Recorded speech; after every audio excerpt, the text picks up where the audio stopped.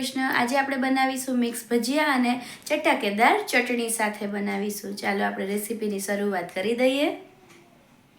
ચાલો આપણે ચટણી બનાવવાની શરૂઆત કરી દઈએ છીએ। તો તેની અંદર લીલા મરચાં, ધાણા, તજ, લવિંગ, બાદિયા અને મરીના દાણા લઈ લીધા છે। તો તે બધી જ વસ્તુને આપણે સરસ રીતે ખાંડી લેશું। તો આજે આ ચટણી આપણે બનાવી રહ્યા છીએ મારા સસરા। તો આપણે જોઈએ કે ચટણી કઈ રીતે બનાવે છે। તો સરસ રીતે થોડી ખંડાઈ જાય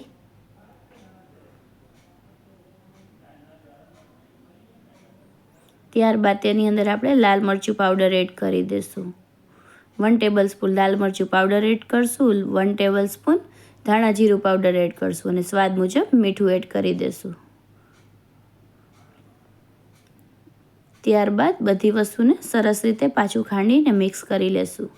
થોડું ખંડાઈ જાય ત્યારબાદ તેની અંદર આપણે 3 ટેબલસ્પૂન ખાંડ એડ કરી દઈશું અને બધી વસ્તુ સરસ રીતે ખાંડી અને એક રસ કરી લેશું।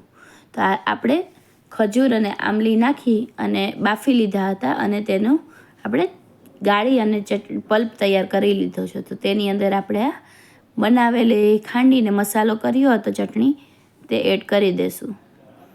તેના સિવાય હવે આપણે આ ચટણીની અંદર કાંઈ એડ કરવાનું નથી, બધી જ વસ્તુ તેમાં આવી ગઈ હતી। તો મિક્સ કરી લેશું હવે સરસ રીતે। આપણી ચટણી જોઈ શકો છો સરસ રીતે તૈયાર થઈ ગઈ છે। તેની ઉપર ધાણા સ્પ્રિંકલ કરી દઈશું। ભજીયાની ચટણી હોવા માટે તે આપણે થોડી ઘટ રાખી છે। તો હવે આપણે ખાટું મીઠું ચવાણુંનો ભૂકો કરી લીધો છે અને તેની અંદર થોડું પાણી એડ કરી અને લચકા જેવું બનાવી લીધું છે। તો તે આપણે ભરેલા મરચાં બનાવવા માટે મરચાંને ભરી લેશું।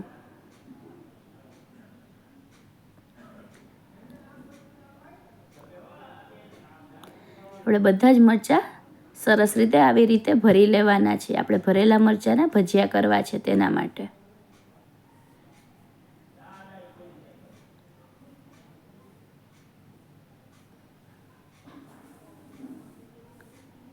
બધા મરચાં આવી રીતે ભરી લઈએ અને લાલ મરચાંની આપણે ચિપ્સ કરી છે તો તેની ઉપર આપણે મીઠું સ્પ્રિંકલ કરી દઈશું અને લીંબુ નીચવી લેશું થોડું।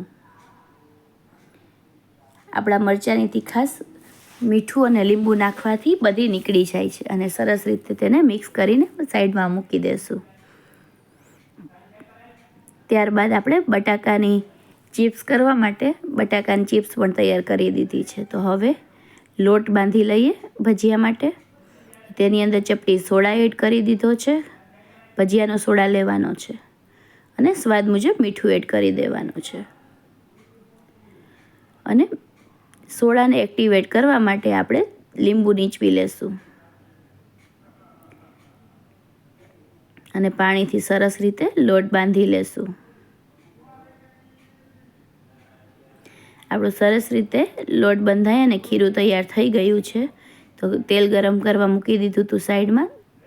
તો જોઈ લઈએ આપણે તેલ આવ્યું છે કે નહીં। જોઈ શકો છો તેલ સરસ રીતે આવી ગયું છે।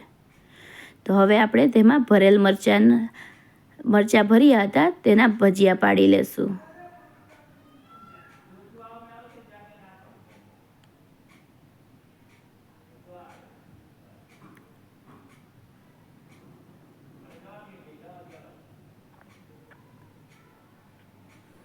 ત્યારબાદ આપણે ટમેટાની સ્લાઇસ કરીને રાખી હતી તેમાંથી પાણીનો ભાગ કાઢી લીધો હતો। તો આ હવે આપણે ટમેટાના ભજીયા પાડી લઈએ।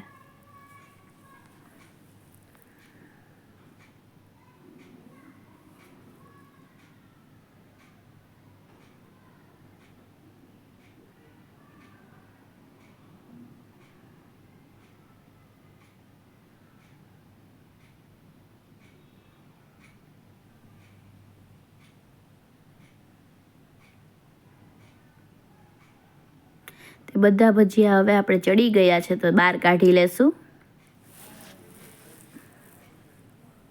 ત્યારબાદ હવે આપણે ખજૂરના ભજીયા કરીશું। તો ખજૂરની પેચીમાંથી આપણે ઠરિયા બહાર કાઢી લેવાના છે અને પેચીને લોટમાં રગદોળી અને તેના પણ ભજીયા કરવાના છે. તે ટેસ્ટમાં બહુ જ મસ્ત સ્વાદિષ્ટ લાગે છે. તો તમે ટ્રાય કરી લેજો એકવાર.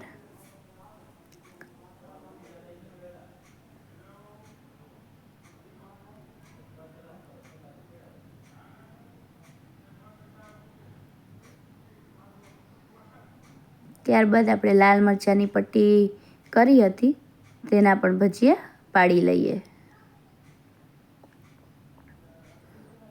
લાલ મરચાંની પટ્ટીમાં આપણે મીઠું અને લીંબુ નાખ્યું હતું, તેનાથી આપણને મસ્ત ખાટા મીઠા એવા ભજીયા લાગશે.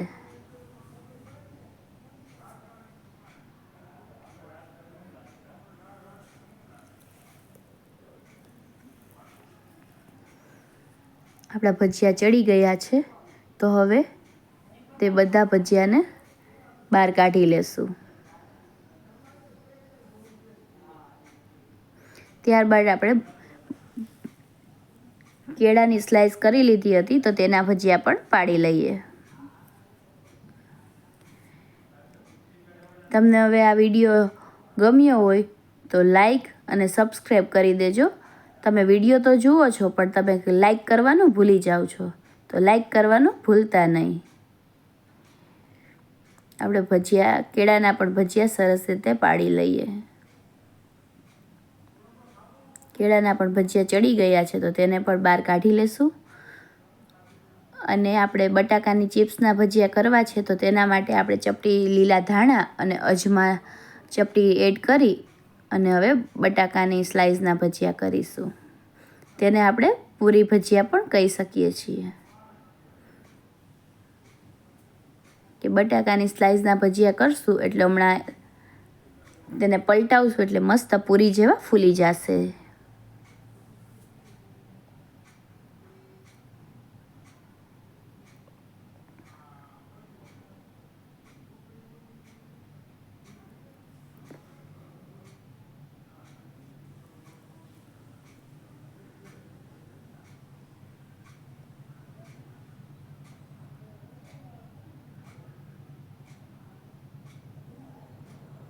તમે જોઈ શકો છો, આપણે તેને પલટાવશું એટલે તે સરસ રીતે ફૂલી ગયા હશે અને પૂરી જેવા દડા જેવા થઈ ગયા છે. તેને પણ હવે બહાર કાઢી લેશું. અને હવે આપણે ધાણા મેથીના ગોટા બનાવીશું. તો તેના માટે લોટ લઈ લીધો છે ચણાનો.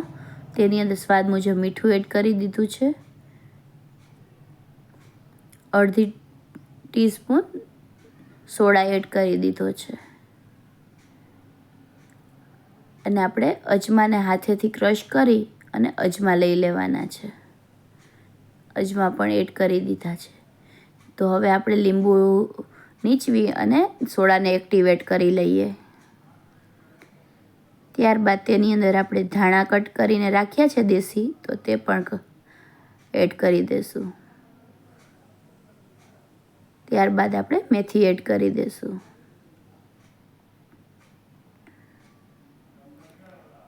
અને તેને સરસ રીતે લોટ બાંધી લેશું. લોટને સહેજ ઢીલો એવો રાખવાનો છે કે આપણું ભજીયું તેનાથી સરસ પોલું થાય. ઢીલો લોટ હોય તો આપણું ભજીયું સરસ પોલું અને જાળીદાર બને છે. તો આપણે ભજીયા પાડવાની શરૂઆત કરી દીધી છે.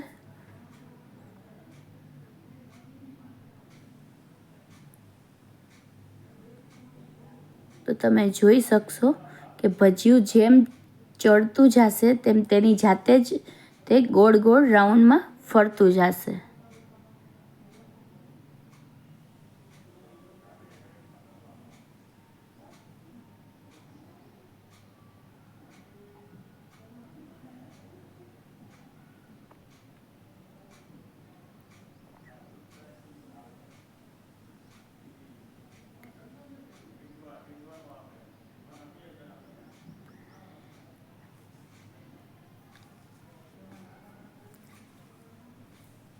અને આપણા ભજીયા જ્યારે લેશું હાથમાં તો અત્યારે આપણને ભજીયું કડક અને તેલવાળું લાગશે.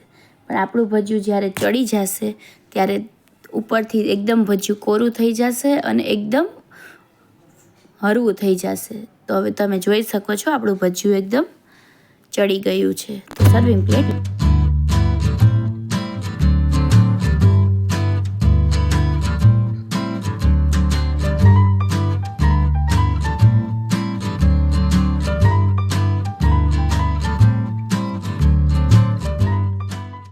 ચાલો ફ્રેન્ડ, આપણી મસ્ત ચટાકેદાર ચટણી અને મિક્સ ભજીયા તૈયાર થઈ ગયા છે. તો રેસીપીને આપણે હવે લાઈક, શેર, સબસ્ક્રાઈબ અને ફોલો કરવાનું ભૂલતા નહીં. બાય.